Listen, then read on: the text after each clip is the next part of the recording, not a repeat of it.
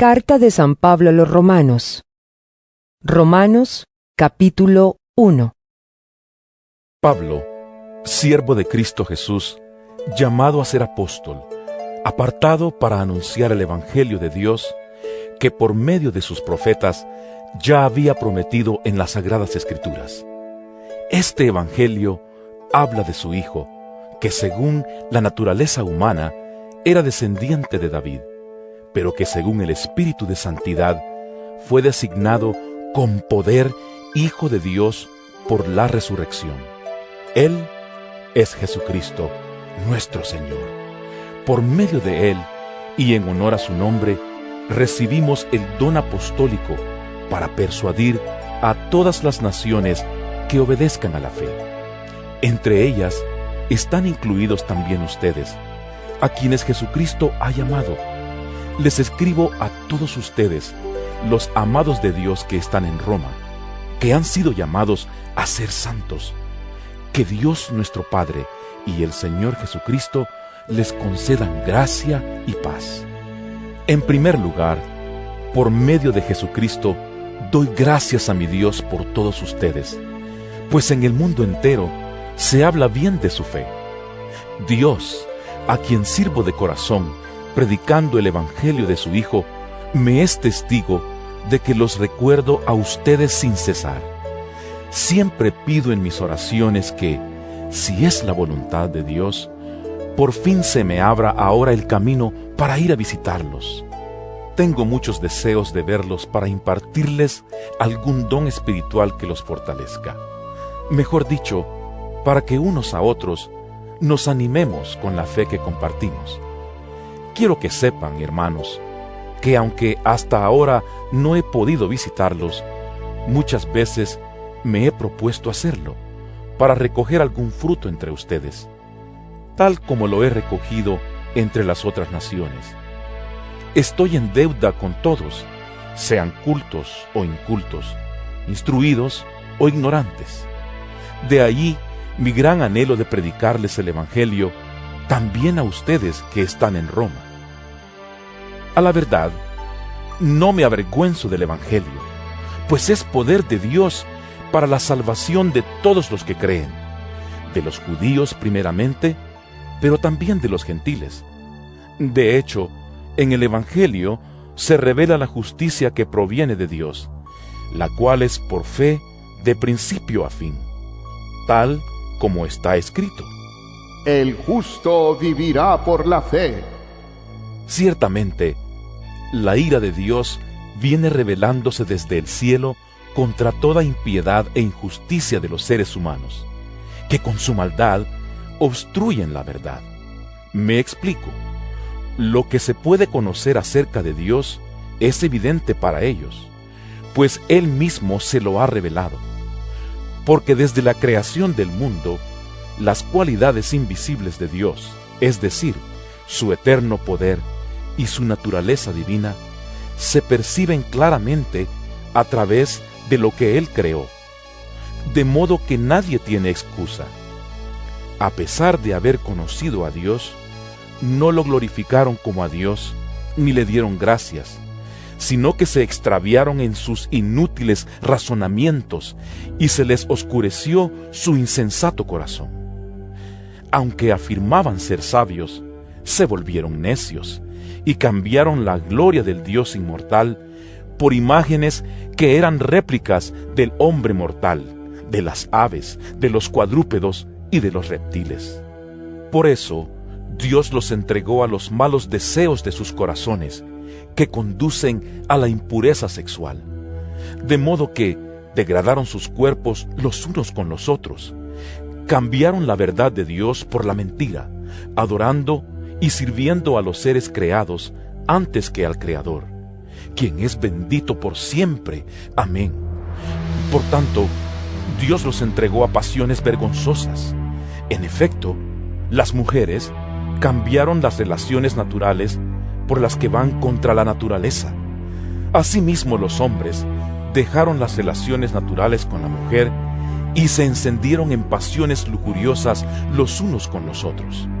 Hombres con hombres cometieron actos indecentes, y en sí mismos recibieron el castigo que merecía su perversión. Además, como estimaron que no valía la pena tomar en cuenta el conocimiento de Dios, Él a su vez los entregó a la depravación mental, para que hicieran lo que no debían hacer. Se han llenado de toda clase de maldad, perversidad, avaricia y depravación. Están repletos de envidia, homicidios, disensiones, engaño y malicia. Son chismosos, calumniadores, enemigos de Dios, insolentes, soberbios y arrogantes. Se ingenian maldades, se rebelan contra sus padres, son insensatos, desleales, insensibles, despiadados. Saben bien que, según el justo decreto de Dios, quienes practican tales cosas merecen la muerte. Sin embargo, no solo siguen practicándolas, sino que incluso aprueban a quienes las practican. Romanos capítulo 2. Por tanto, no tienes excusa tú, quien quiera que seas, cuando juzgas a los demás, pues al juzgar a otros, te condenas a ti mismo, ya que practicas las mismas cosas. Ahora bien, sabemos que el juicio de Dios contra los que practican tales cosas se basa en la verdad. ¿Piensas entonces que vas a escapar del juicio de Dios, tú que juzgas a otros y sin embargo haces lo mismo que ellos? ¿No ves que desprecias las riquezas de la bondad de Dios, de su tolerancia y de su paciencia, al no reconocer que su bondad quiere llevarte al arrepentimiento? Pero por tu obstinación y por tu corazón empedernido, sigues acumulando castigo contra ti mismo para el día de la ira, cuando Dios revelará su justo juicio, porque Dios pagará a cada uno según lo que merezcan sus obras. Él dará vida eterna a los que, perseverando en las buenas obras, buscan gloria, honor e inmortalidad. Pero los que por egoísmo rechazan la verdad para aferrarse a la maldad, recibirán el gran castigo de Dios. Habrá sufrimiento y angustia para todos los que hacen el mal, los judíos primeramente y también los gentiles. Pero gloria, honor y paz para todos los que hacen el bien, los judíos primeramente y también los gentiles, porque con Dios no hay favoritismos. Todos los que han pecado sin conocer la ley, también perecerán sin la ley. Y todos los que han pecado conociendo la ley, por la ley serán juzgados. Porque Dios no considera justos a los que oyen la ley, sino a los que la cumplen. De hecho, cuando los gentiles que no tienen la ley cumplen por naturaleza lo que la ley exige, ellos son ley para sí mismos, aunque no tengan la ley. Estos muestran que llevan escrito en el corazón lo que la ley exige, como lo atestigua su conciencia. Pues sus propios pensamientos algunas veces los acusan y otras veces los excusan. Así sucederá el día en que, por medio de Jesucristo, Dios juzgará los secretos de toda persona, como lo declara mi Evangelio.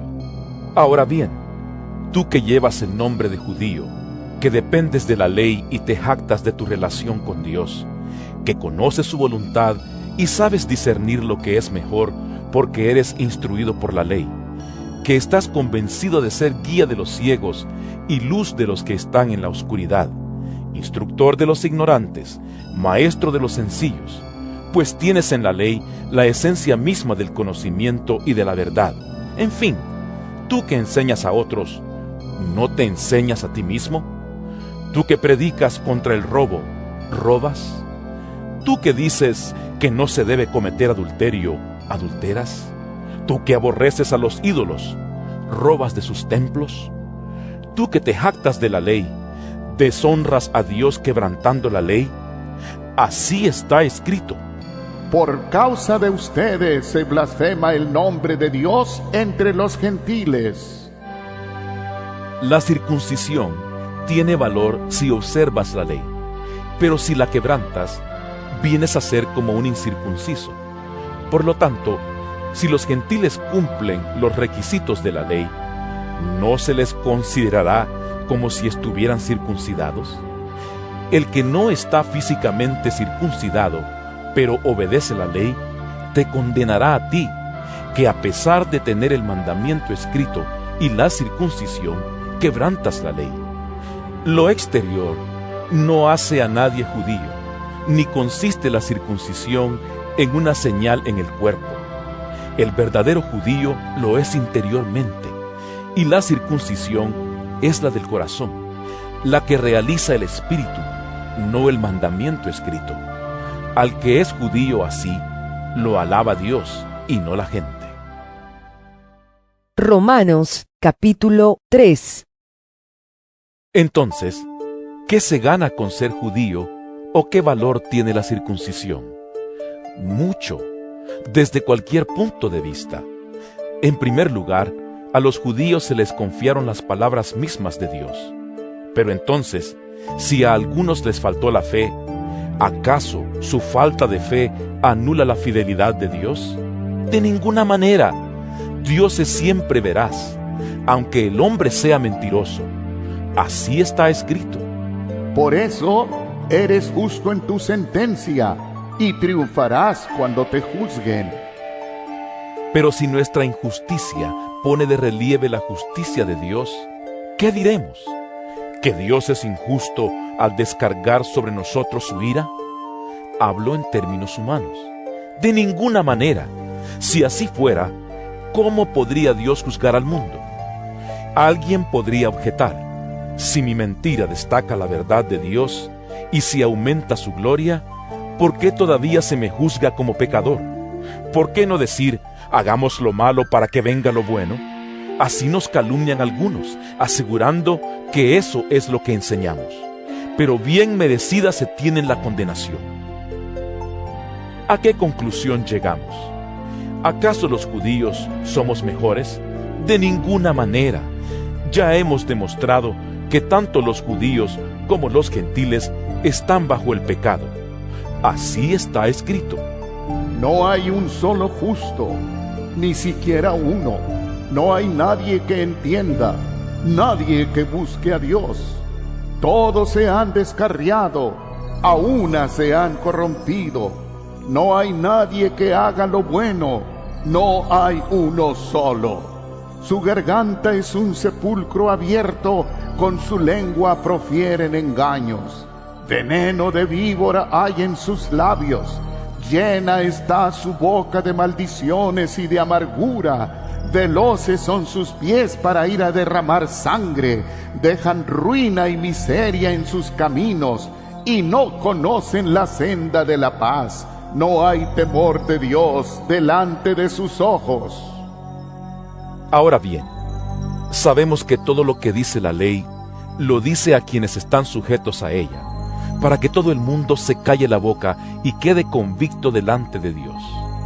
Por tanto, nadie será justificado en presencia de Dios por hacer las obras que exige la ley. Más bien, mediante la ley, cobramos conciencia del pecado. Pero ahora, sin la mediación de la ley, se ha manifestado la justicia de Dios, de la que dan testimonio la ley y los profetas. Esta justicia de Dios llega mediante la fe en Jesucristo a todos los que creen. De hecho, no hay distinción, pues todos han pecado y están privados de la gloria de Dios, pero por su gracia son justificados gratuitamente mediante la redención que Cristo Jesús efectuó. Dios lo ofreció como un sacrificio de expiación que se recibe por la fe en su sangre, para así demostrar su justicia. Anteriormente, en su paciencia, Dios había pasado por alto los pecados, pero en el tiempo presente ha ofrecido a Jesucristo para manifestar su justicia. De este modo, Dios es justo, y a la vez el que justifica a los que tienen fe en Jesús. ¿Dónde pues está la jactancia? Queda excluida. ¿Por cuál principio? ¿Por el de la observancia de la ley? No, sino por el de la fe, porque sostenemos que todos somos justificados por la fe, y no por las obras que la ley exige. ¿Es acaso Dios solo Dios de los judíos? ¿No lo es también de los gentiles? Sí, también es Dios de los gentiles, pues no hay más que un solo Dios. Él justificará por la fe a los que están circuncidados y mediante esa misma fe a los que no lo están. ¿Quiere decir que anulamos la ley con la fe? De ninguna manera, más bien confirmamos la ley. Romanos capítulo 4. Entonces, ¿qué diremos en el caso de nuestro antepasado Abraham? En realidad, si Abraham hubiera sido justificado por las obras, habría tenido de qué jactarse, pero no delante de Dios. Pues, ¿qué dice la Escritura? Le creyó Abraham a Dios, y esto se le tomó en cuenta como justicia. Ahora bien, cuando alguien trabaja, no se le toma en cuenta el salario como un favor, sino como una deuda. Sin embargo, al que no trabaja, sino que cree en el que justifica al malvado, se le toma en cuenta la fe como justicia.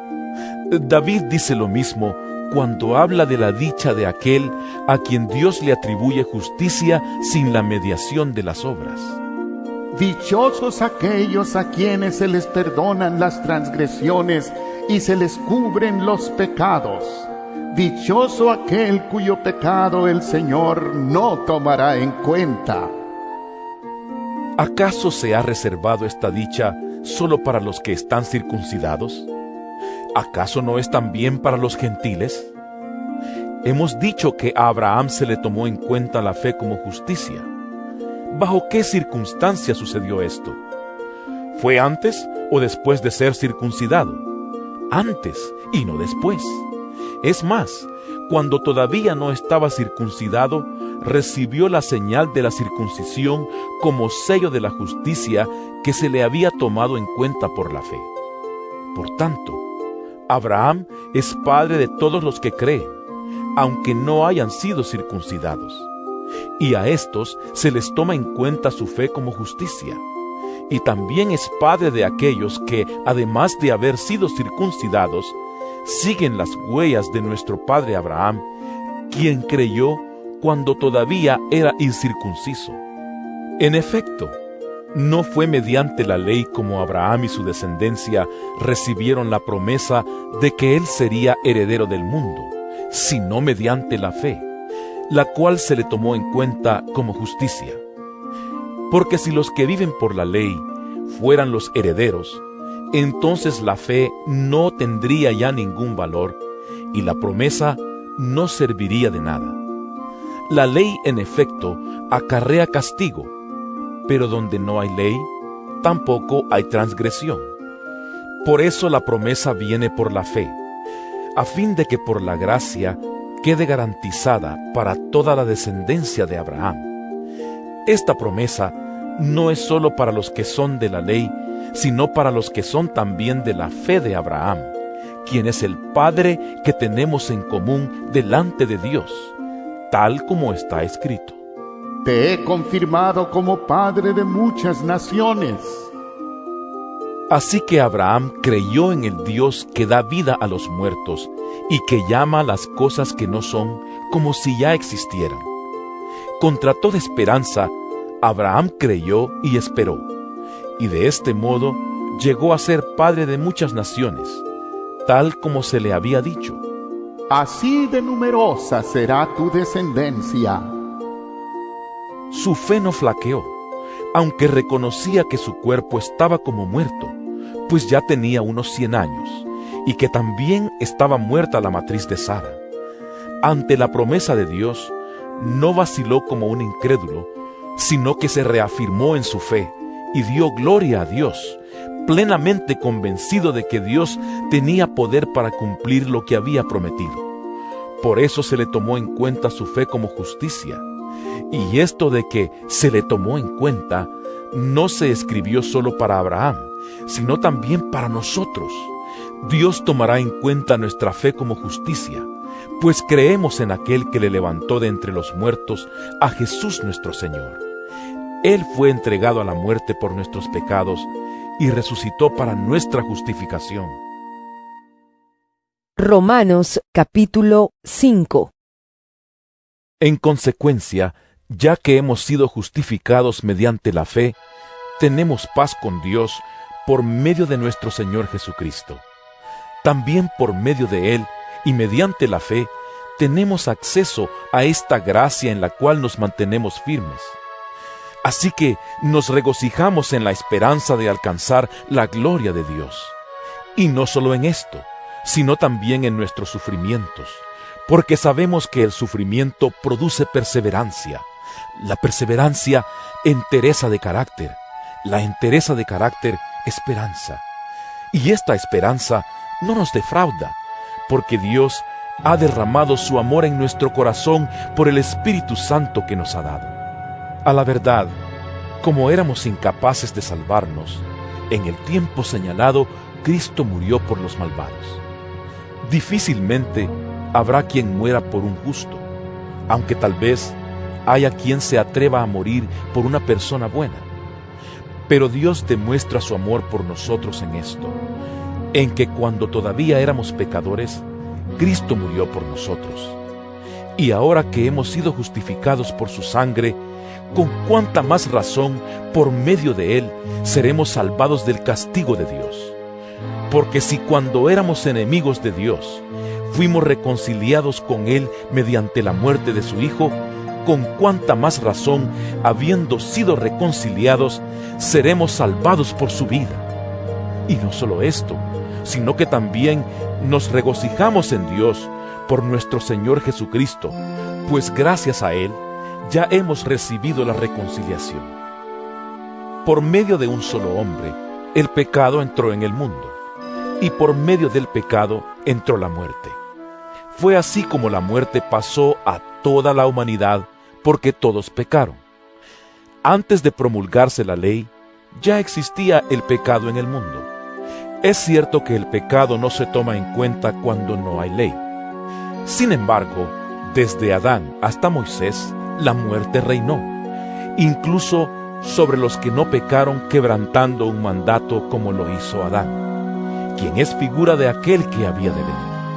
Pero la transgresión de Adán no puede compararse con la gracia de Dios, pues si por la transgresión de un solo hombre murieron todos, cuánto más el don que vino por la gracia de un solo hombre, Jesucristo, abundó para todos. Tampoco se puede comparar la dádiva de Dios con las consecuencias del pecado de Adán. El juicio que lleva a la condenación fue resultado de un solo pecado, pero la dádiva que lleva a la justificación tiene que ver con una multitud de transgresiones. Pues si por la transgresión de un solo hombre reinó la muerte, con mayor razón los que reciben en abundancia la gracia y el don de la justicia reinarán en vida por medio de un solo hombre, Jesucristo. Por tanto, así como una sola transgresión causó la condenación de todos, también un solo acto de justicia produjo la justificación que da vida a todos. Porque así como por la desobediencia de uno solo muchos fueron constituidos pecadores, también por la obediencia de uno solo muchos serán constituidos justos. En lo que atañe a la ley, ésta intervino para que aumentara la transgresión. Pero allí donde abundó el pecado, sobreabundó la gracia, a fin de que así como reinó el pecado en la muerte, reine también la gracia que nos trae justificación y vida eterna por medio de Jesucristo nuestro Señor. Romanos capítulo 6. ¿Qué concluiremos? ¿Vamos a persistir en el pecado para que la gracia abunde? De ninguna manera. Nosotros que hemos muerto al pecado, ¿cómo podemos seguir viviendo en él? ¿Acaso no saben ustedes que todos los que fuimos bautizados para unirnos con Cristo Jesús, en realidad fuimos bautizados para participar en su muerte? Por tanto, mediante el bautismo fuimos sepultados con Él en su muerte, a fin de que así como Cristo resucitó por el poder del Padre, también nosotros llevemos una vida nueva. En efecto, Si hemos estado unidos con Él en su muerte, sin duda también estaremos unidos con Él en su resurrección. Sabemos que nuestra vieja naturaleza fue crucificada con Él para que nuestro cuerpo pecaminoso perdiera su poder, de modo que ya no siguiéramos siendo esclavos del pecado, porque el que muere queda liberado del pecado. Ahora bien, si hemos muerto con Cristo, confiamos que también viviremos con Él, pues sabemos que Cristo, por haber sido levantado de entre los muertos, ya no puede volver a morir. La muerte ya no tiene dominio sobre Él. En cuanto a su muerte, murió al pecado una vez y para siempre. En cuanto a su vida, vive para Dios. De la misma manera, también ustedes considérense muertos al pecado, pero vivos para Dios en Cristo Jesús. Por lo tanto, no permitan ustedes que el pecado reine en su cuerpo mortal, ni obedezcan a sus malos deseos. No ofrezcan los miembros de su cuerpo al pecado como instrumentos de injusticia.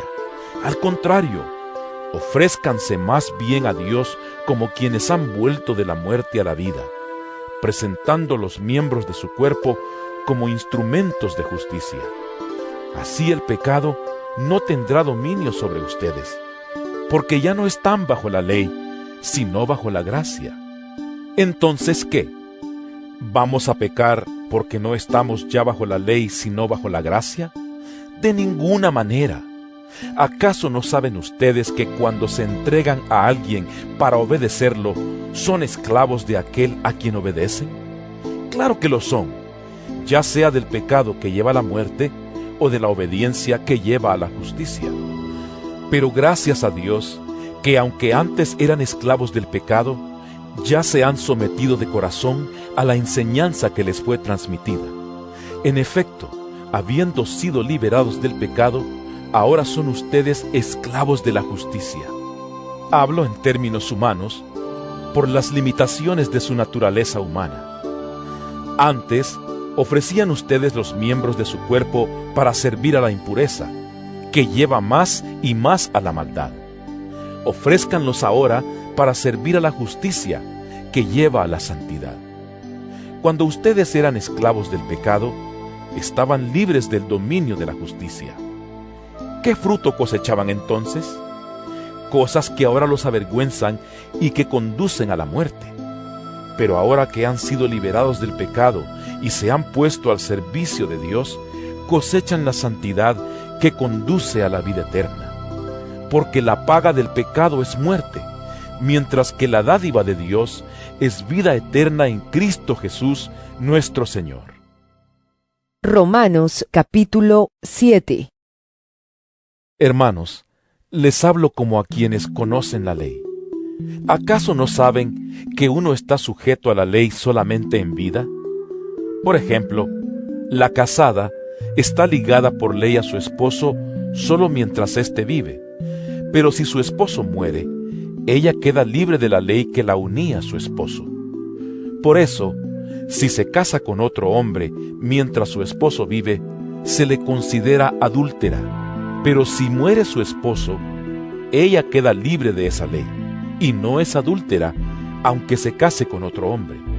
Asimismo, hermanos míos, ustedes murieron a la ley mediante el cuerpo crucificado de Cristo, a fin de pertenecer al que fue levantado de entre los muertos. De este modo, daremos fruto para Dios, porque cuando nuestra naturaleza pecaminosa aún nos dominaba, las malas pasiones que la ley nos despertaba actuaban en los miembros de nuestro cuerpo y dábamos fruto para muerte. Pero ahora, al morir a lo que nos tenía subyugados, hemos quedado libres de la ley, a fin de servir a Dios con el nuevo poder que nos da el Espíritu, y no por medio del antiguo mandamiento escrito. ¿Qué concluiremos? ¿Que la ley es pecado? De ninguna manera. Sin embargo, si no fuera por la ley, no me habría dado cuenta de lo que es el pecado. Por ejemplo, nunca habría sabido yo lo que es codiciar si la ley no hubiera dicho: no codicies. Pero el pecado, aprovechando la oportunidad que le proporcionó el mandamiento, despertó en mí toda clase de codicia. Porque aparte de la ley, el pecado está muerto. En otro tiempo, yo tenía vida aparte de la ley, pero cuando vino el mandamiento, cobró vida el pecado y yo morí. Se me hizo evidente que el mismo mandamiento que debía haberme dado vida, me llevó a la muerte, porque el pecado se aprovechó del mandamiento, me engañó, y por medio de él me mató. Concluimos, pues, que la ley es santa, y que el mandamiento es santo, justo y bueno. Pero entonces, ¿lo que es bueno se convirtió en muerte para mí? De ninguna manera. Más bien, fue el pecado lo que, valiéndose de lo bueno, me produjo la muerte. Ocurrió así para que el pecado se manifestara claramente, o sea, para que mediante el mandamiento se demostrara lo extremadamente malo que es el pecado. Sabemos en efecto que la ley es espiritual, pero yo soy meramente humano y estoy vendido como esclavo al pecado. No entiendo lo que me pasa, pues no hago lo que quiero, sino lo que aborrezco. Ahora bien, si hago lo que no quiero, estoy de acuerdo en que la ley es buena. Pero en ese caso, ya no soy yo quien lo lleva a cabo, sino el pecado que habita en mí. Yo sé que en mí, es decir, en mi naturaleza pecaminosa, nada bueno habita. Aunque deseo hacer lo bueno, no soy capaz de hacerlo. De hecho, no hago el bien que quiero, sino el mal que no quiero. Y si hago lo que no quiero, ya no soy yo quien lo hace, sino el pecado que habita en mí. Así que descubro esta ley, que cuando quiero hacer el bien, me acompaña el mal. Porque en lo íntimo de mi ser, me deleito en la ley de Dios. Pero me doy cuenta de que en los miembros de mi cuerpo hay otra ley, que es la ley del pecado. Esta ley lucha contra la ley de mi mente y me tiene cautivo. Soy un pobre miserable. ¿Quién me librará de este cuerpo mortal? Gracias a Dios por medio de Jesucristo nuestro Señor. En conclusión, con la mente yo mismo me someto a la ley de Dios, pero mi naturaleza pecaminosa está sujeta a la ley del pecado. Romanos capítulo 8. Por lo tanto, ya no hay ninguna condenación para los que están unidos a Cristo Jesús, pues por medio de Él, la ley del Espíritu de vida me ha liberado de la ley del pecado y de la muerte. En efecto, la ley no pudo liberarnos porque la naturaleza pecaminosa anuló su poder. Por eso Dios envió a su propio Hijo en condición semejante a nuestra condición de pecadores, para que se ofreciera en sacrificio por el pecado. Así condenó Dios al pecado en la naturaleza humana, a fin de que las justas demandas de la ley se cumplieran en nosotros, que no vivimos según la naturaleza pecaminosa, sino según el Espíritu. Los que viven conforme a la naturaleza pecaminosa fijan la mente en los deseos de tal naturaleza. En cambio, los que viven conforme al Espíritu fijan la mente en los deseos del Espíritu. La mentalidad pecaminosa es muerte, mientras que la mentalidad que proviene del Espíritu es vida y paz. La mentalidad pecaminosa es enemiga de Dios, pues no se somete a la ley de Dios, ni es capaz de hacerlo. Los que viven según la naturaleza pecaminosa no pueden agradar a Dios. Sin embargo, ustedes no viven según la naturaleza pecaminosa, sino según el Espíritu, si es que el Espíritu de Dios vive en ustedes. Y si alguno no tiene el Espíritu de Cristo, no es de Cristo. Pero si Cristo está en ustedes, el cuerpo está muerto a causa del pecado, pero el Espíritu que está en ustedes es vida a causa de la justicia. Y si el Espíritu de aquel que levantó a Jesús de entre los muertos vive en ustedes, el mismo que levantó a Cristo de entre los muertos, también dará vida a sus cuerpos mortales por medio de su Espíritu que vive en ustedes. Por tanto, hermanos, tenemos una obligación, pero no es la de vivir conforme a la naturaleza pecaminosa, porque si ustedes viven conforme a ella, morirán. Pero si por medio del Espíritu dan muerte a los malos hábitos del cuerpo, vivirán. Porque todos los que son guiados por el Espíritu de Dios son hijos de Dios. Y ustedes no recibieron un espíritu que de nuevo los esclavice al miedo, sino el Espíritu que los adopta como hijos y les permite clamar, Abba, Padre. El Espíritu mismo le asegura a nuestro espíritu que somos hijos de Dios. Y si somos hijos, somos herederos, herederos de Dios y coherederos con Cristo. Pues si ahora sufrimos con Él, también tendremos parte con Él en su gloria. De hecho, considero que en nada se comparan los sufrimientos actuales con la gloria que habrá de revelarse en nosotros. La creación aguarda con ansiedad la revelación de los hijos de Dios, porque fue sometida a la frustración.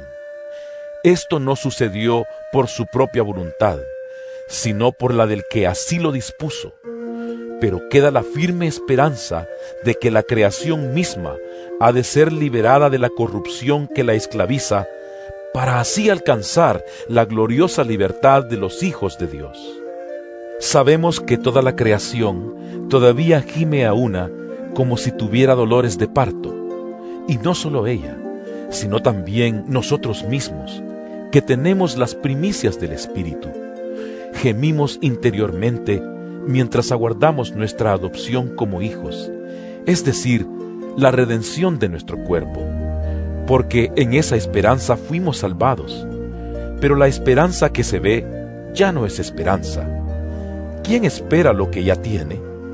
Pero si esperamos lo que todavía no tenemos, en la espera mostramos nuestra constancia.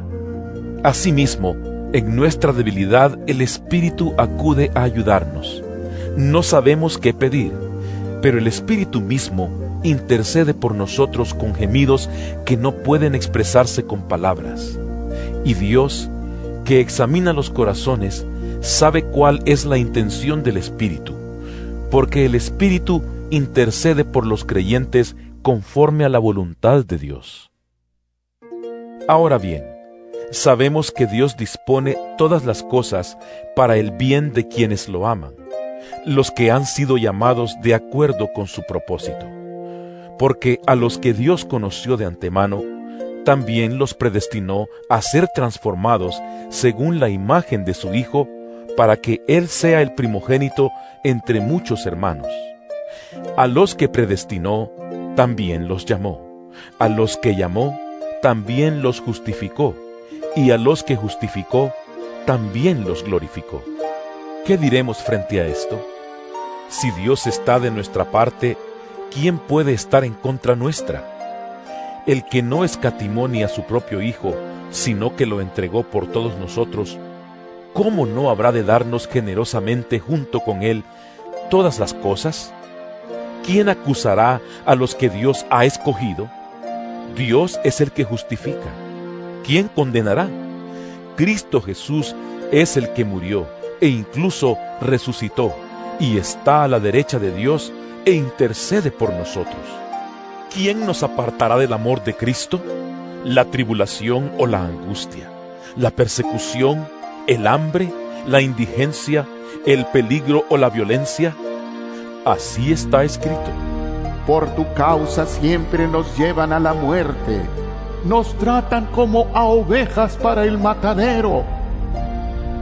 Sin embargo, en todo esto somos más que vencedores por medio de aquel que nos amó. Pues estoy convencido de que ni la muerte ni la vida, ni los ángeles ni los demonios, ni lo presente ni lo porvenir, ni los poderes, ni lo alto, ni lo profundo, ni cosa alguna en toda la creación podrá apartarnos del amor que Dios nos ha manifestado en Cristo Jesús nuestro Señor. Romanos capítulo 9. Digo la verdad en Cristo, no miento. Mi conciencia me lo confirma en el Espíritu Santo. Me invade una gran tristeza y me embarga un continuo dolor. Desearía yo mismo ser maldecido y separado de Cristo por el bien de mis hermanos, los de mi propia raza, el pueblo de Israel. De ellos son la adopción como hijos, la gloria divina, los pactos, la ley y el privilegio de adorar a Dios y contar con sus promesas. De ellos son los patriarcas, y de ellos, según la naturaleza humana, nació Cristo, quien es Dios sobre todas las cosas. Alabado sea por siempre. Amén. Ahora bien, no digamos que la palabra de Dios ha fracasado. Lo que sucede es que no todos los que descienden de Israel son Israel. Tampoco por ser descendientes de Abraham son todos hijos suyos. Al contrario, Tu descendencia se establecerá por medio de Isaac.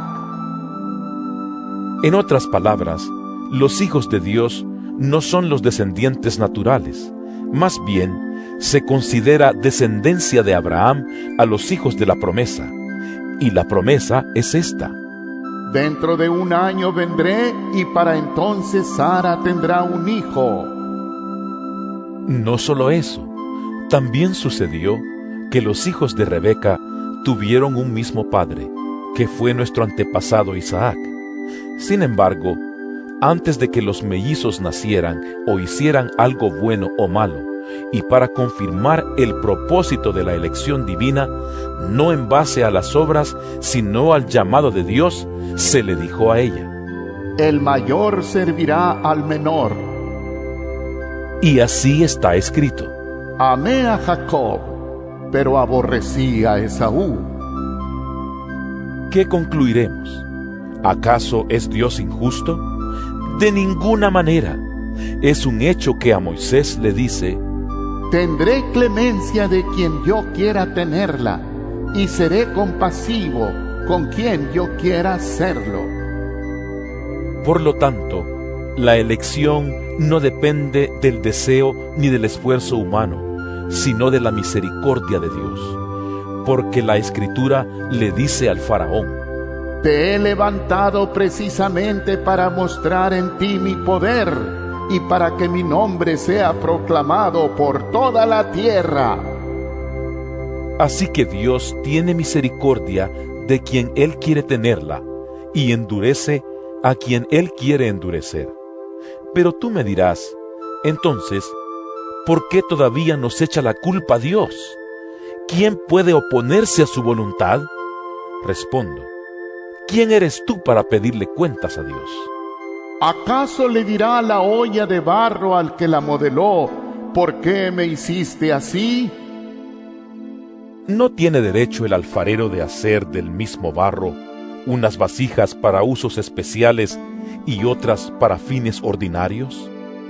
¿Y qué si Dios, queriendo mostrar su ira y dar a conocer su poder, soportó con mucha paciencia a los que eran objeto de su castigo y estaban destinados a la destrucción?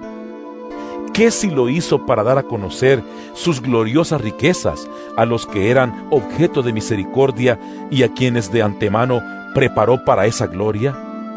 Esos somos nosotros, a quienes Dios llamó, no solo de entre los judíos, sino también de entre los gentiles. Así lo dice Dios en el libro de Oseas: Llamaré mi pueblo a los que no son mi pueblo, y llamaré mi amada a la que no es mi amada. Y sucederá que en el mismo lugar donde se les dijo, ustedes no son mi pueblo, serán llamados hijos del Dios viviente. Isaías, por su parte, proclama respecto de Israel: Aunque los israelitas sean tan numerosos como la arena del mar, solo el remanente será salvo, porque plenamente y sin demora el Señor cumplirá su sentencia en la tierra. Así había dicho Isaías. Si el Señor Todopoderoso no nos hubiera dejado descendientes, seríamos ya como Sodoma, nos pareceríamos a Gomorra. ¿Qué concluiremos?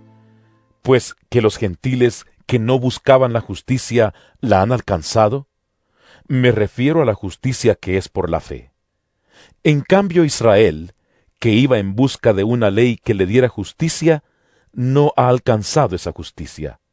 ¿Por qué no? Porque no la buscaron mediante la fe, sino mediante las obras, como si fuera posible alcanzarla así. Por eso tropezaron con la piedra de tropiezo, como está escrito. Miren que pongo en Sión una piedra de tropiezo y una roca que hace caer, pero el que confíe en él no será defraudado. Romanos capítulo 10. Hermanos, el deseo de mi corazón y mi oración a Dios por los israelitas es que lleguen a ser salvos. Puedo declarar en favor de ellos que muestran celo por Dios, pero su celo no se basa en el conocimiento, no conociendo la justicia que proviene de Dios y procurando establecer la suya propia, no se sometieron a la justicia de Dios. De hecho, Cristo es el fin de la ley, para que todo el que cree reciba la justicia.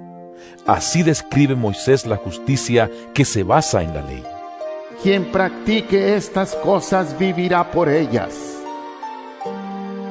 Pero la justicia que se basa en la fe afirma: No digas en tu corazón, ¿quién subirá al cielo? Es decir, para hacer bajar a Cristo. O, ¿quién bajará al abismo? Es decir, para hacer subir a Cristo de entre los muertos. ¿Qué afirma entonces? La palabra está cerca de ti, la tienes en la boca y en el corazón. Esta es la palabra de fe que predicamos, que si confiesas con tu boca que Jesús es el Señor y crees en tu corazón que Dios lo levantó de entre los muertos, serás salvo. Porque con el corazón se cree para ser justificado, pero con la boca se confiesa para ser salvo. Así dice la Escritura.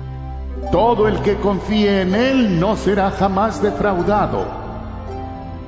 No hay diferencia entre judíos y gentiles, pues el mismo Señor es Señor de todos y bendice abundantemente a cuantos lo invocan.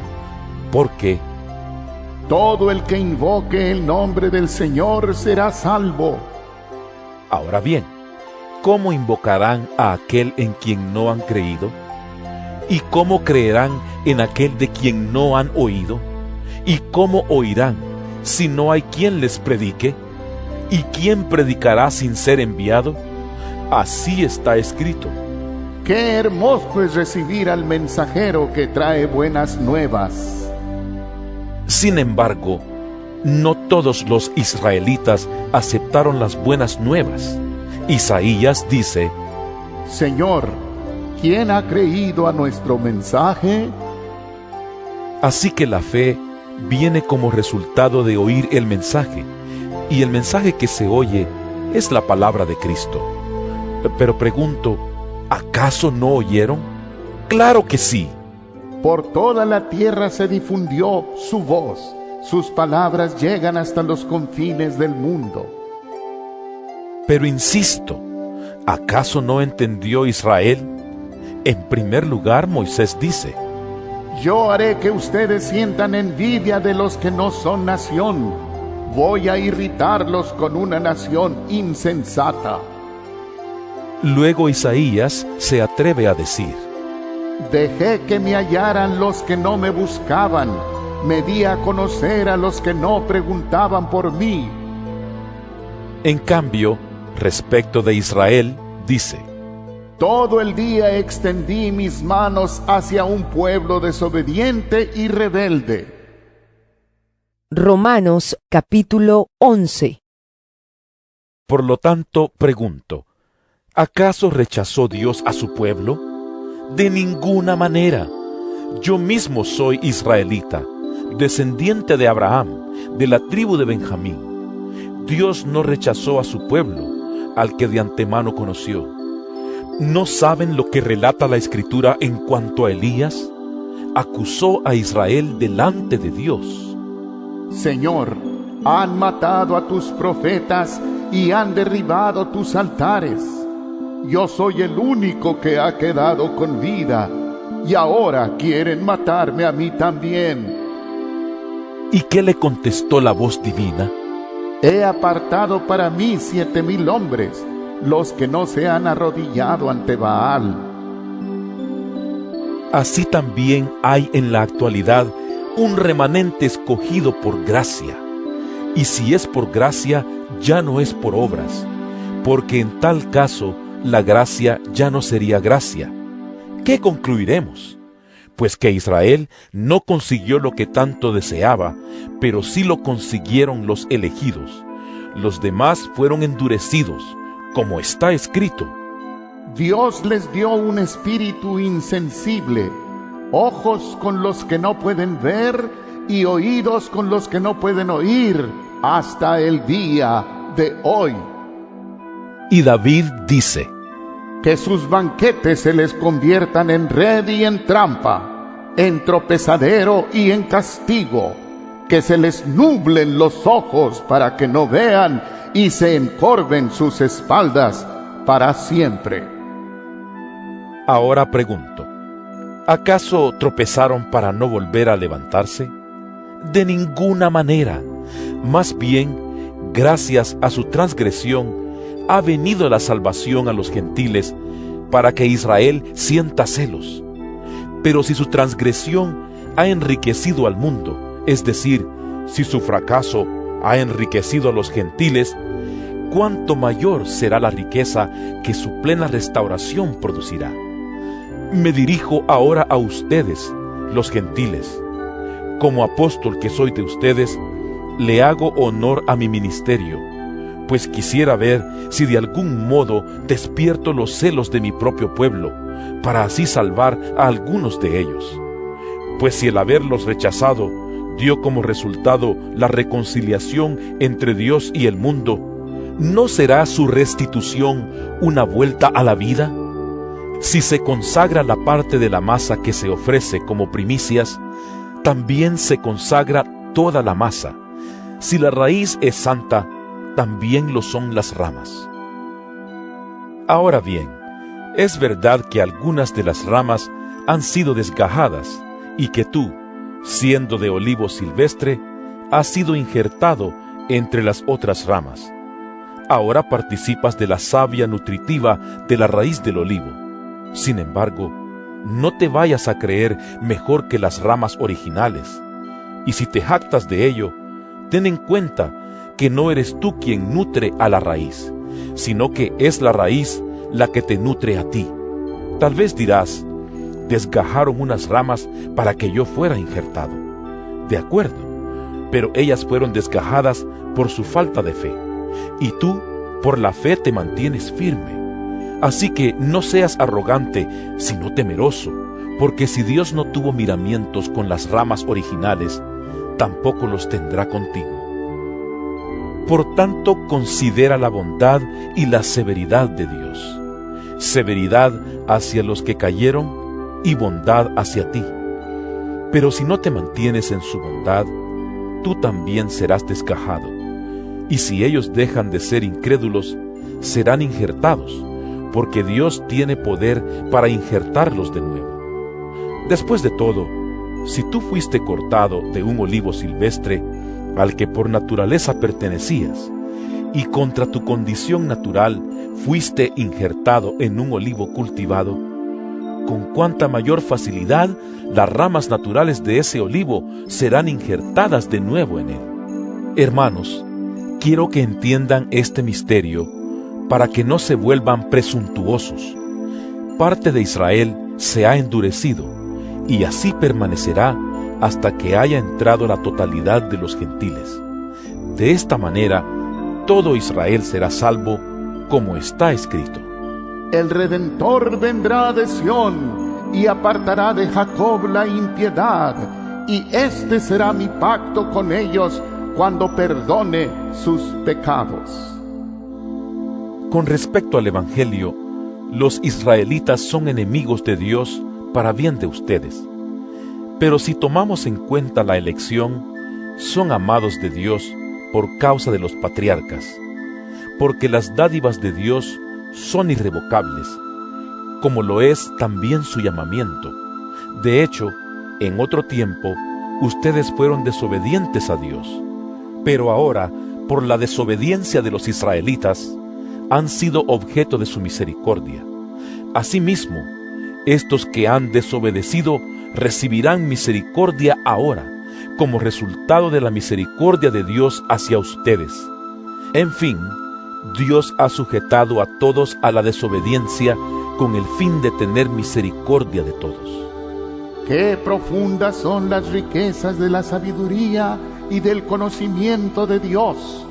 Qué indescifrables sus juicios e impenetrables sus caminos. ¿Quién ha conocido la mente del Señor, o quién ha sido su consejero? ¿Quién le ha dado primero a Dios para que luego Dios le pague? Porque todas las cosas proceden de Él y existen por Él y para Él. A Él sea la gloria por siempre. Amén. Romanos capítulo 12. Por lo tanto, hermanos, tomando en cuenta la misericordia de Dios, les ruego que cada uno de ustedes, en adoración espiritual, ofrezca su cuerpo como sacrificio vivo, santo y agradable a Dios. No se amolden al mundo actual, sino sean transformados mediante la renovación de su mente. Así podrán comprobar cuál es la voluntad de Dios, buena, agradable y perfecta. Por la gracia que se me ha dado, les digo a todos ustedes, nadie tenga un concepto de sí más alto que el que debe tener, sino más bien piense de sí mismo con moderación, según la medida de fe que Dios le haya dado.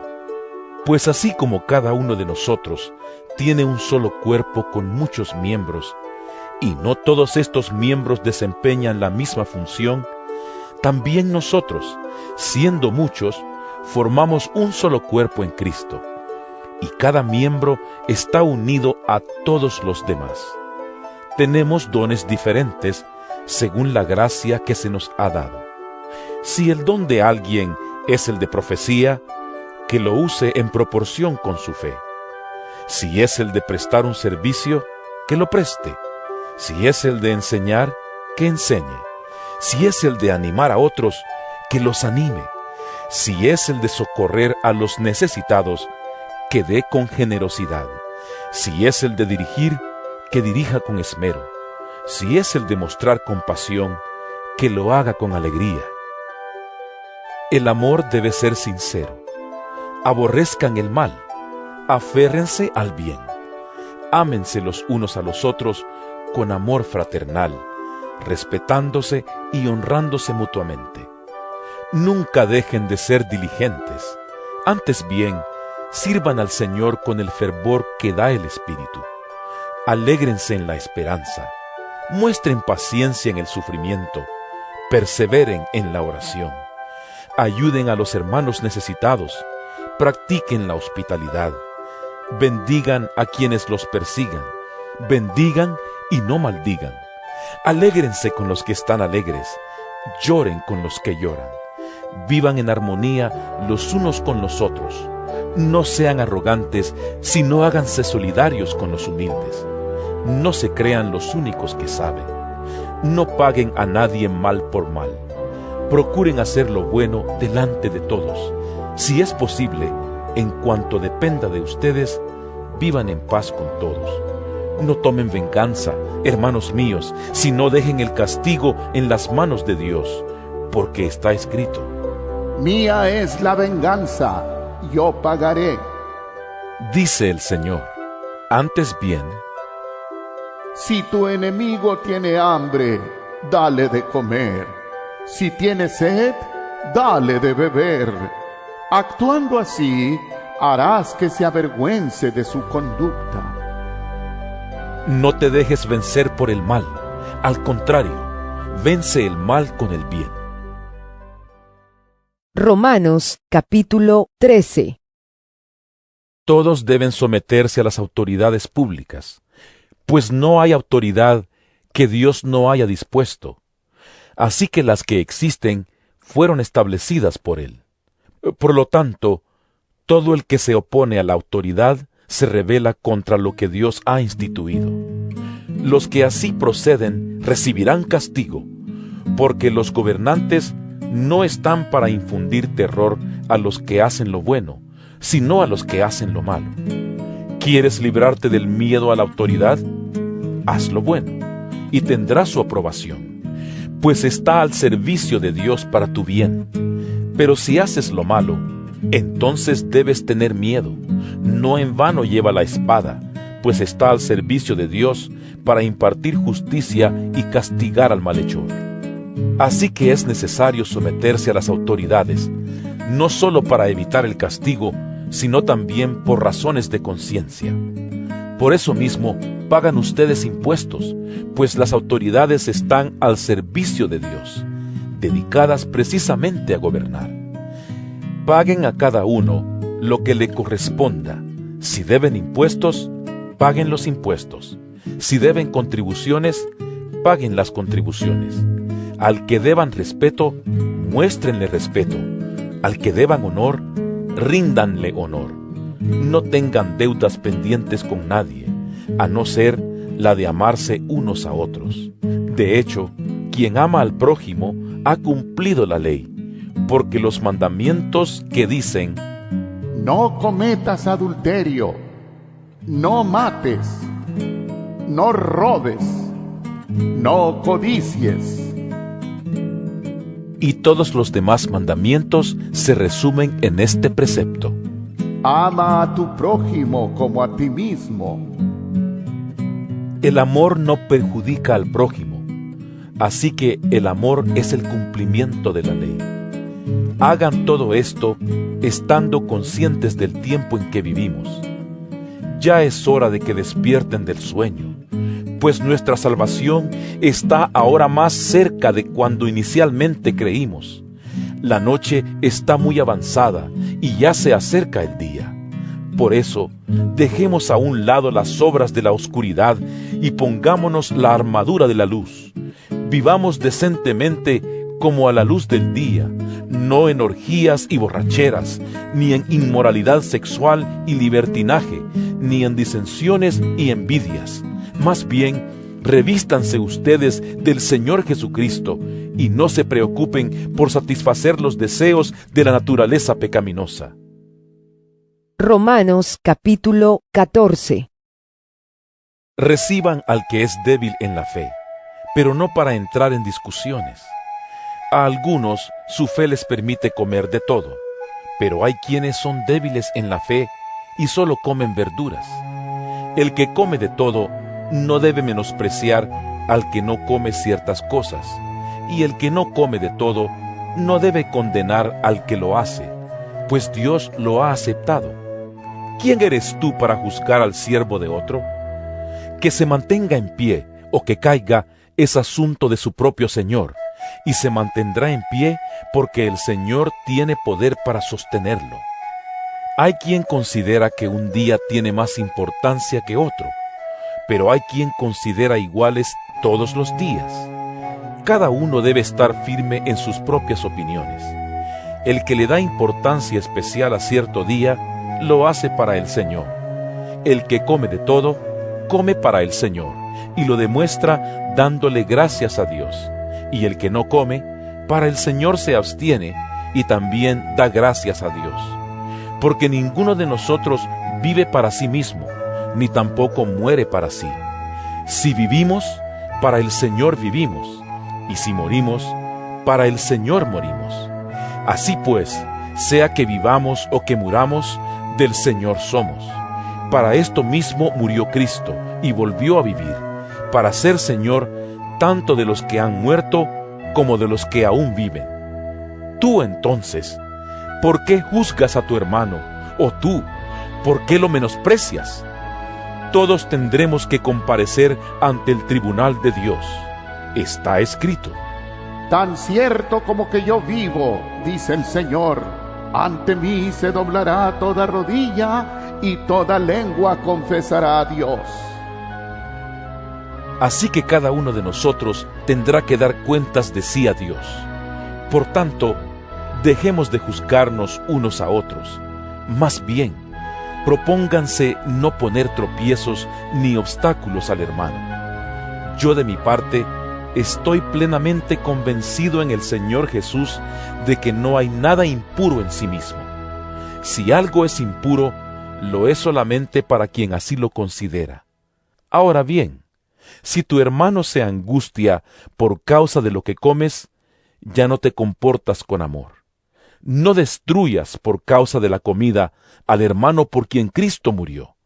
En una palabra, no den lugar a que se hable mal del bien que ustedes practican, porque el reino de Dios no es cuestión de comidas o bebidas, sino de justicia, paz y alegría en el Espíritu Santo.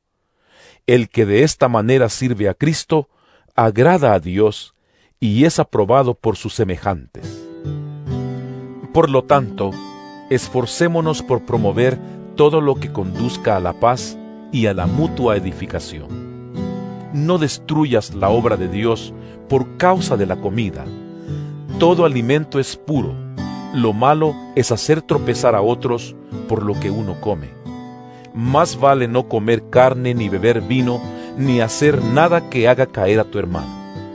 Así que la convicción que tengas tú al respecto, manténla como algo entre Dios y tú. Dichoso aquel a quien su conciencia no lo acusa por lo que hace. Pero el que tiene dudas en cuanto a lo que come, se condena, porque no lo hace por convicción, y todo lo que no se hace por convicción es pecado. Romanos capítulo 15. Los fuertes en la fe debemos apoyar a los débiles en vez de hacer lo que nos agrada. Cada uno debe agradar al prójimo para su bien, con el fin de edificarlo, porque ni siquiera Cristo se agradó a sí mismo, sino que, como está escrito, sobre mí han recaído los insultos de tus detractores. De hecho, todo lo que se escribió en el pasado se escribió para enseñarnos, a fin de que, alentados por las Escrituras, perseveremos en mantener nuestra esperanza. Que el Dios que infunde aliento y perseverancia les conceda vivir juntos en armonía, conforme al ejemplo de Cristo Jesús, para que con un solo corazón y a una sola voz glorifiquen al Dios y Padre de nuestro Señor Jesucristo. Por tanto, acéptense mutuamente, así como Cristo los aceptó a ustedes para gloria de Dios. Les digo que Cristo se hizo servidor de los judíos para demostrar la fidelidad de Dios a fin de confirmar las promesas hechas a los patriarcas y para que los gentiles glorifiquen a Dios por su compasión, como está escrito.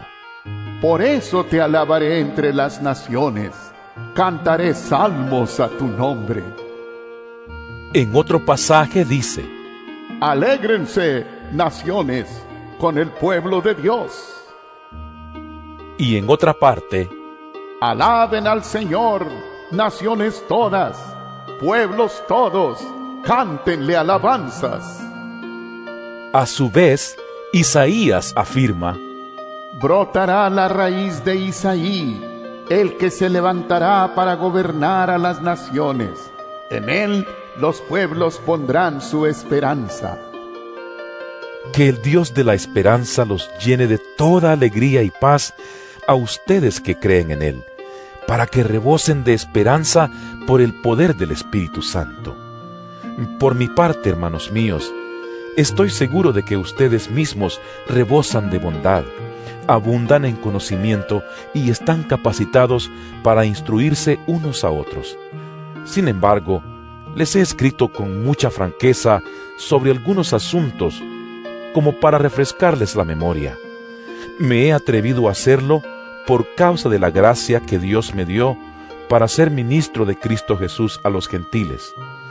Yo tengo el deber sacerdotal de proclamar el Evangelio de Dios, a fin de que los gentiles lleguen a ser una ofrenda aceptable a Dios, santificada por el Espíritu Santo. Por tanto, mi servicio a Dios es para mí motivo de orgullo en Cristo Jesús. No me atreveré a hablar de nada, sino de lo que Cristo ha hecho por medio de mí para que los gentiles lleguen a obedecer a Dios. Lo ha hecho con palabras y obras, mediante poderosas señales y milagros, por el poder del Espíritu de Dios.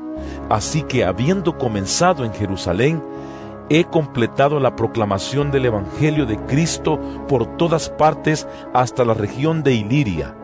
En efecto, mi propósito ha sido predicar el Evangelio donde Cristo no sea conocido, para no edificar sobre fundamento ajeno, más bien, como está escrito: Los que nunca habían recibido noticia de él, lo verán, y entenderán los que no habían oído hablar de él.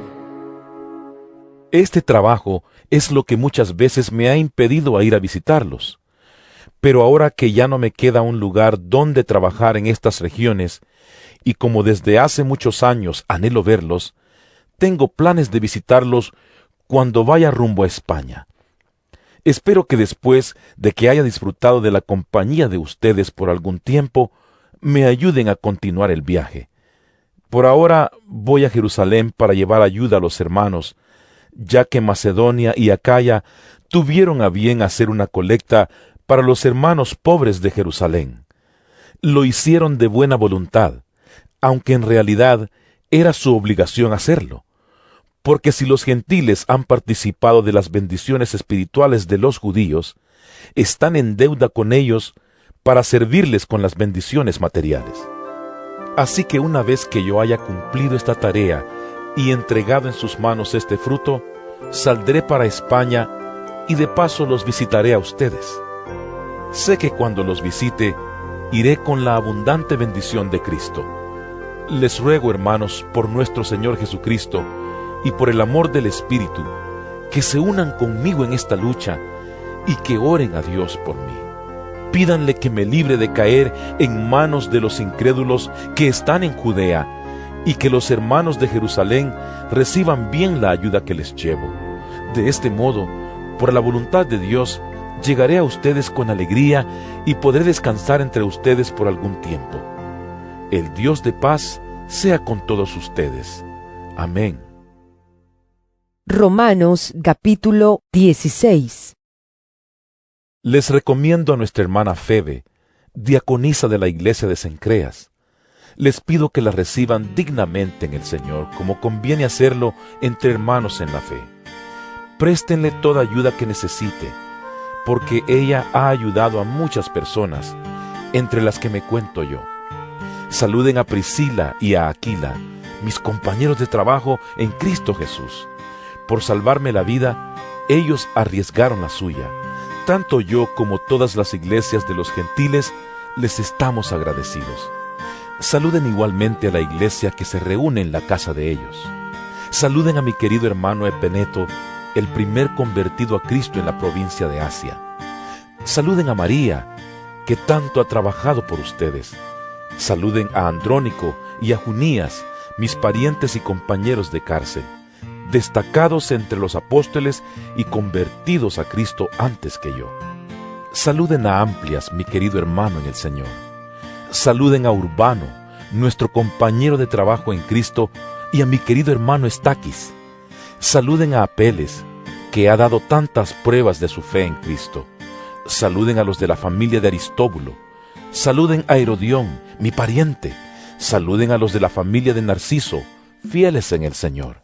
Saluden a Trifena y a Trifosa, las cuales se esfuerzan trabajando por el Señor. Saluden a mi querida hermana Pérsida, que ha trabajado muchísimo en el Señor. Saluden a Rufo, distinguido creyente, y a su madre, que ha sido también como una madre para mí. Saluden a Asíncrito, a Flegonte, a Hermes, a Patrobas, a Hermas y a los hermanos que están con ellos.